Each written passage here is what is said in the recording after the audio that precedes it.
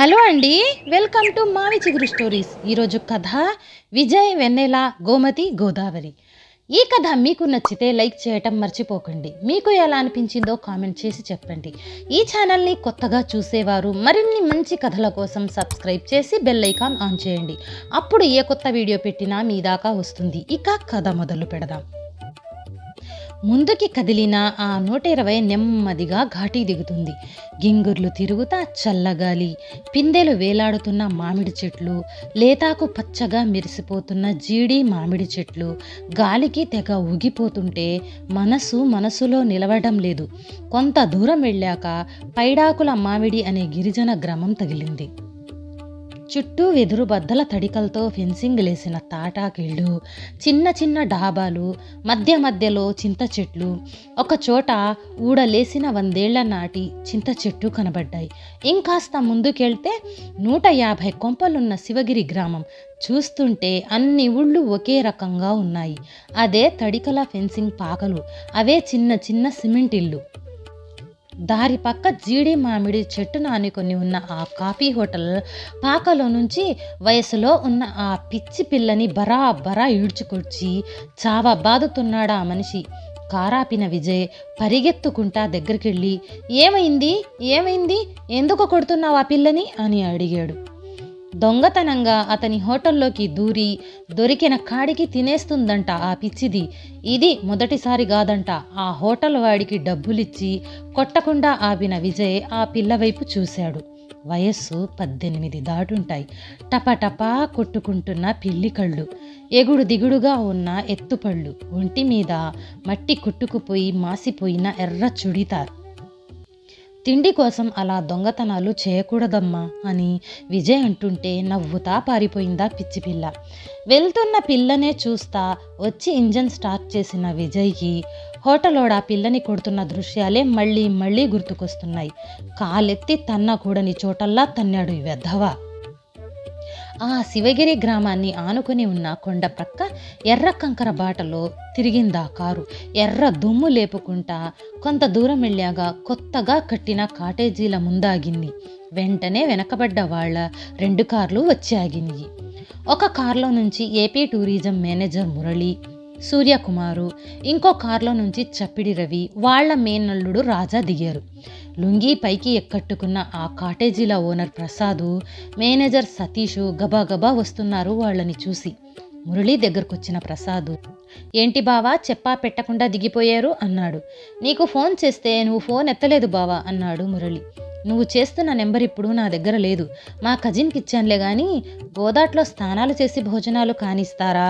Time అయిపోయింది కాబట్టి ముందు తినేసి తర్వాత నీళ్ళల్లోకి దిగుతారా అన్నాడు ప్రసాద్. ఆకళ్ళ మీద ఉన్నాం కదా, ముందు తినేస్తాంలే అన్నాడు మురళి. అయితే రండి అంటా కాటేజీల ముందు కొత్తగా కట్టిన ఆ పొడుగాటి పాకలోకి తీసుకెళ్లాడందర్నీ. చాలా ఆకలితో ఉన్నవాళ్ళు ఆబగా తింటుంటే ఇందాక ఆకలికి తట్టుకోలేని ఆ పిచ్చి పిల్ల కాఫీ హోటల్లో దొంగతనం చేసి తినటం గుర్తుకొచ్చిన విజయ్ బాగా ఆకలేస్తే ఎవరైనా అలాగే తింటారేమో అనుకున్నాడు. బాబీ అనే శివగిరి మనిషి వచ్చాడు. వాళ్ళకి పాపికొండల సైడు షికారెళ్ళటానికి ఇంజను నావ ఉందంట. సరే అంటే వాళ్ళ నాన్న సుబ్బారావు నావని ఈ రేవులోకి తీసుకొస్తాడంట. సరే రమ్మను అన్నాడు విజయ్. తినటం అయ్యేలోగా బాబీ వాళ్ళ ఇంజన్ నావ ఈ కొత్త కాటేజీల కోసం కట్టిన రేవులోకొచ్చి ఆగింది. బెర్ముడా వేసుకున్న చప్పిడి రవి ధనాల్మని పడవలోకి దూకేటప్పటికి హెవీగా డ్యాన్స్ చేస్తున్నట్టు అటూ ఇటూ ఊగిపోయిందా నావ.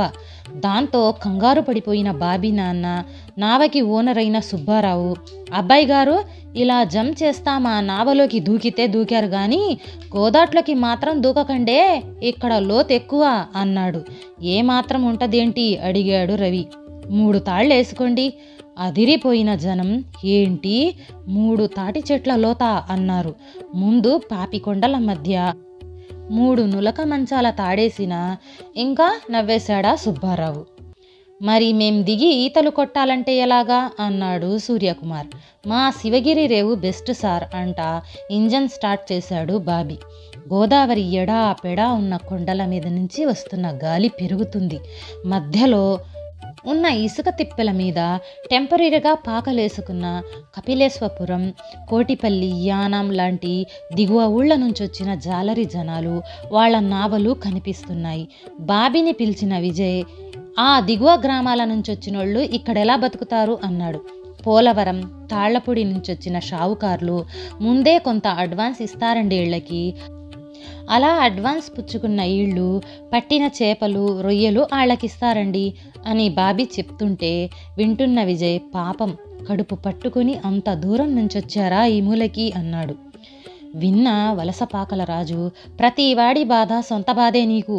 ఇదిగో ఎవరైనా అంతే, తిండి కోసం తిప్పలు అలాంటివి, ఆకలి బాధలు అలాంటివి అన్నాడు. పాపికొండలు లోపలికి ఎంటరయ్యింది నావ. ఆ కొండగాలిలో మలయ మారుత రాగం వినిపిస్తుంది. వెనకటికి విన్న ఇళయరాజా తమిళం పాట గుర్తుకొస్తుంది విజయ్కి. చీకటి పడబోతున్న ఆ వేళలో ఎత్తైన ఆ పాపికొండల్లోంచి ఏదో వింత హోరు, వింత చలి, వింత వాసన. ఆ పాపికొండల మధ్య కొంత దూరం వెళ్ళాక కుడి ప్రక్క పెద్ద ఇసుక దిబ్బ, దానికి దూరంగా ఎత్తు మీద కొన్ని కాటేజీలు, వాటికి కాస్త దూరంగా కొల్లూరు అనే ఊరు. ఎప్పుడో తాడేపల్లిగూడెం నుంచి వచ్చిన ఇక్కడ సెటిల్ అయిన కైకాల సత్యనారాయణ గారి కాటేజీలంట అవి. అసలు ఈ పాపికొండల్లో మొట్టమొదటి కాటేజీలు అవేనంట. ఒడ్డున నావ ఆపితే దిగుతున్నారంతా. ఆ తిప్ప మీదున్న పాకల్లో ఒక పాకలో వాళ్ళ బొంగు చికెన్ కాలుస్తుంటే తింటున్నారు టూరిస్టులు. ఈ టూరిస్టులు ఆ సత్యనారాయణ గారి కాటేజీల్లో దిగిన వాళ్ళ అడిగాడు రవి. అవును అన్నాడు బాబీ. మిగతా పాకల ముందు జీడిపిక్క, చింతపండు పెద్ద పెద్ద రాసులు పోసుంటే పోలవరం, దొండపూడి, కన్నాపురం ప్రాంతాల నుంచి వచ్చిన షావుకార్లు కొనుగోలు చేస్తున్నారు. వాళ్ళకి కాస్త దూరంలో పచ్చి మామిడికాయలు గంప నిండా పెట్టుకుని కూర్చొనున్న ఆ ముసలి మనిషి దగ్గరికి నోటికొచ్చిన రేటుకే అడిగేస్తున్నారు వీళ్ళు. అది చూసిన విజయ్, ఆ మనిషితో ఇష్టానికి బేరమాడకుండా అడిగిందిచ్చేయండి అన్నాడు. అలా ఎలాగిస్తాం అన్నాడు సూర్యకుమార్. మనం సూపర్ మార్కెట్కి వెళ్ళి ఇదే మామిడికాయల్ని బేరమాడతామా? వాళ్ళు వేసిన బిల్లిచ్చి తెచ్చుకుంటాం.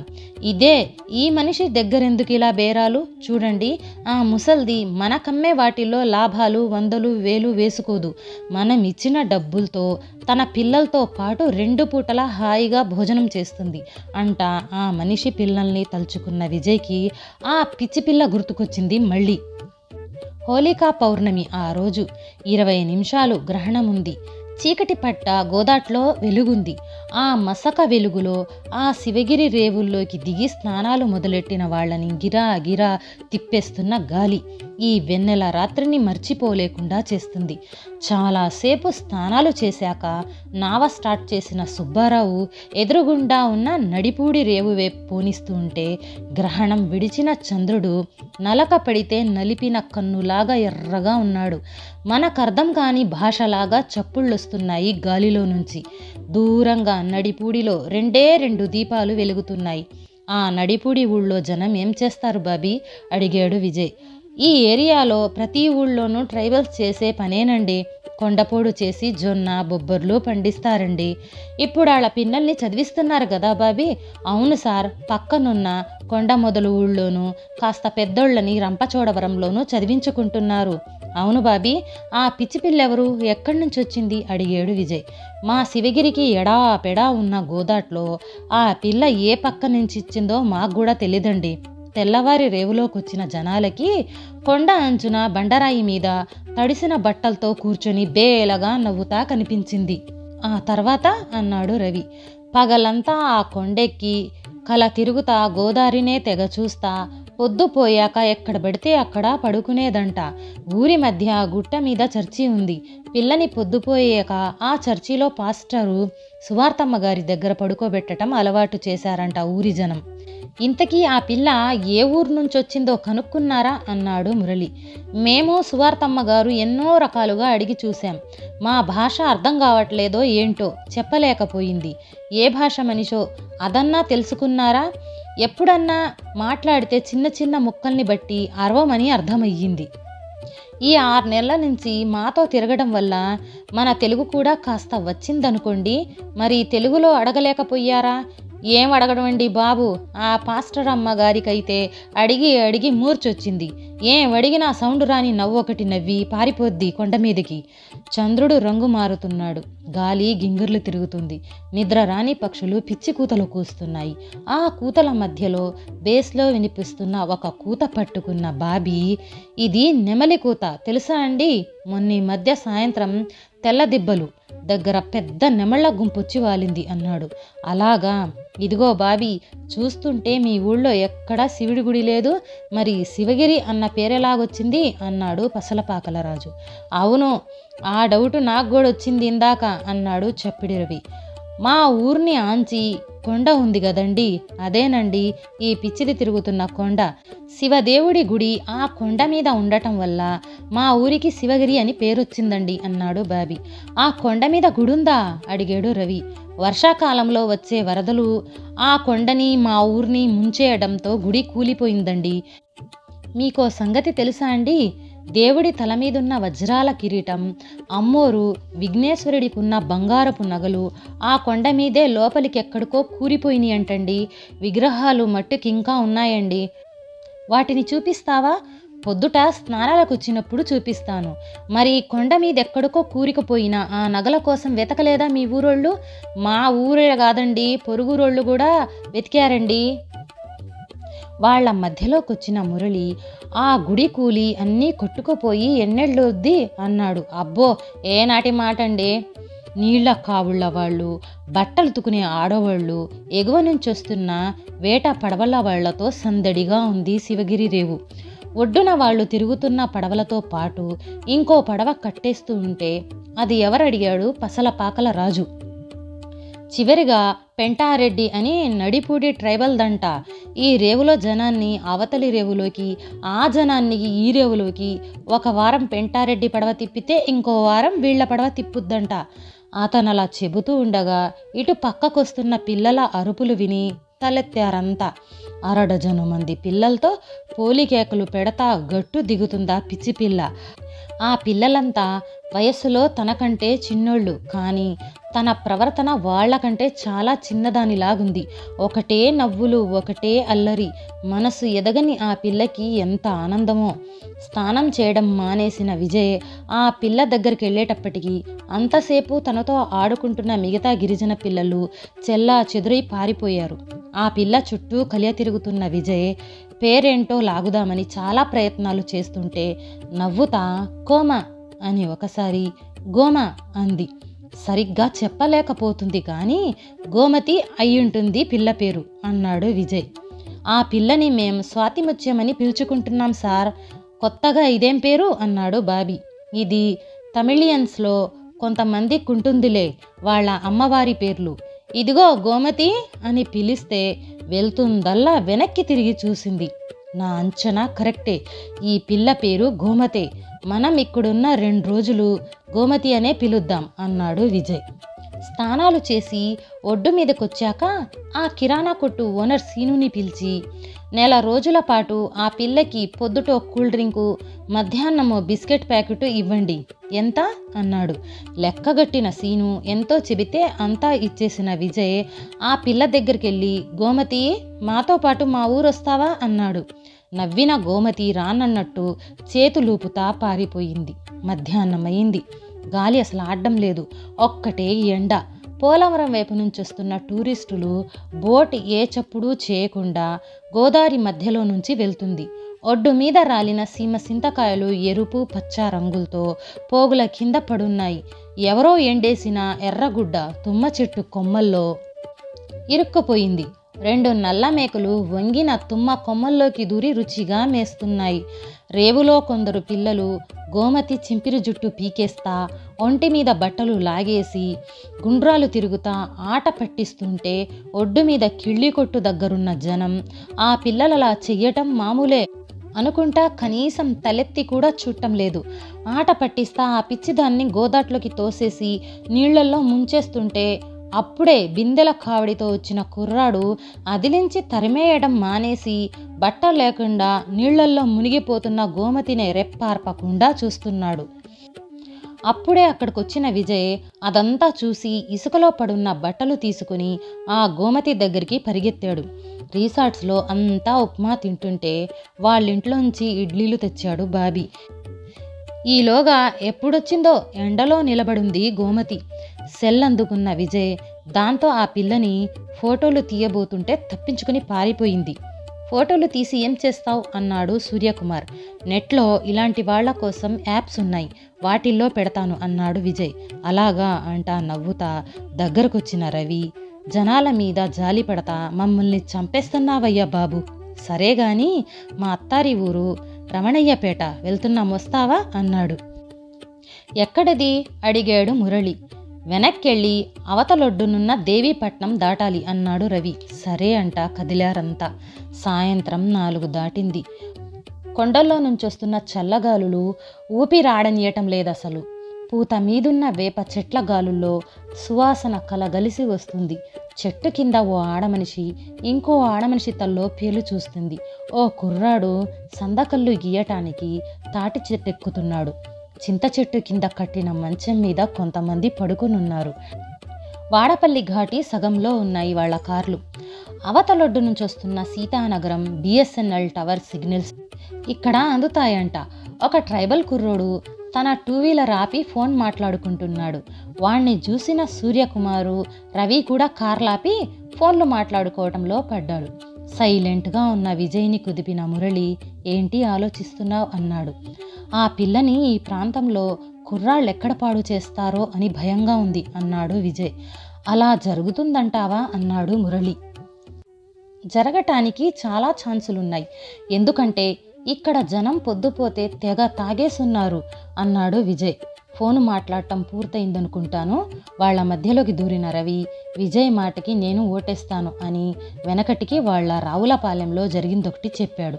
కొన్నాళ్ల క్రితం ఓ పిచ్చిది రావులపాలెం సెంటర్లో అక్కడక్కడ తిరుగుతా కనిపించేదట. ఎవడు చేశాడు? కడుపు చేశాడు ఆ పిల్లకి.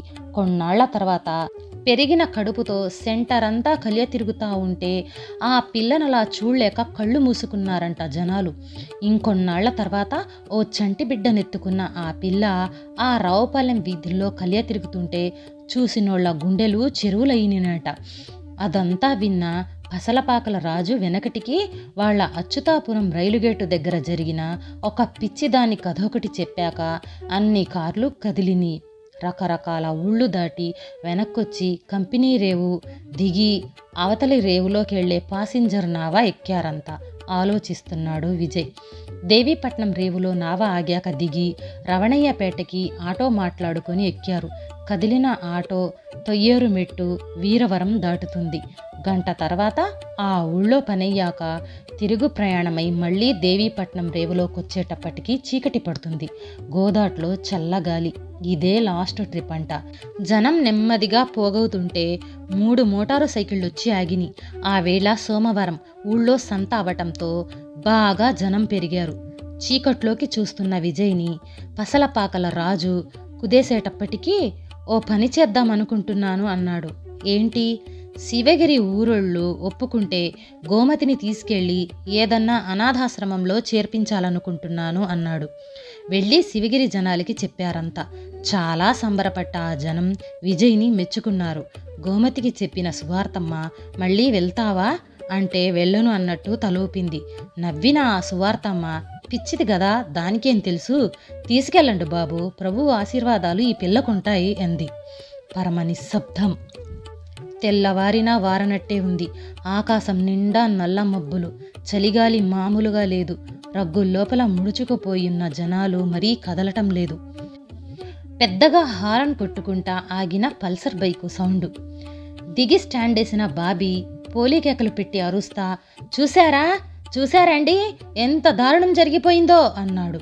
వాడి కేకలకి అద్రిపడతా లేచిన జనం ఏంటి ఏమైంది అన్నారు. రాత్రి రేవుల్లోకి దిగిన ఒక గ్యాంగ్ మా శివదేవుడి గుడి ఉన్న కొండ మీద తవ్వుకొని ఏం దొరికినాయో ఏంటో అవన్నీ పట్టుకొని తెల్లారకముందే పారిపోయారు అన్నాడు. అవునా, అసలాళ్ళు ఎలా వచ్చారు అడిగాడు రవి. స్పీడ్ బోట్ వేసుకుని పాపికొండల సైడ్ నుంచి వచ్చి అలాగే వెళ్ళిపోయారు అన్నాడు బాబీ. అసలు ఎవరై ఉంటారాళ్ళు అన్నాడు కుమార్. దేవుడి నగలు ఈ కొండ మీదే కప్పబడి ఉన్నాయన్న సంగతి ఈ ఏరియాలో అందరికీ తెలుసని ముందే చెప్పుకున్నాం కదండి. ఆ వచ్చిన గ్యాంగు ముందే వాళ్ళ ఏజెంట్ని పంపి బాగా ఆరా తీయించి ఇన్ఫర్మేషన్ అంతా లాగి తర్వాత రంగంలోకి దిగి గమ్మత్తుగా పని కానిచ్చేసి చాలా గమ్మత్తుగా జంప్ అయిపోయారు అన్నాడు బాబీ. అయితే ఆ వజ్రాల కిరీటం నగలు వాళ్ళకి దొరికినాయి అంటావా? ఇంతకీ ఏ ప్రాంతం వాళ్ళై ఉంటారాళ్ళు అన్నాడు మురళి. మా కిరాణా కొట్టు సీను చిన్నాన్న చీకట్లో విన్నాడంటండే. వెళ్ళేటప్పుడు వాళ్ళు మాట్లాడుకున్న మాటలు ఆరవంలా అనిపించినాయి అంట అన్నాడు బాబీ. అలాగా, ఉండు, మేం రెడీ అయిపోయి నీతో పాటు ఊళ్ళోకి వస్తాం.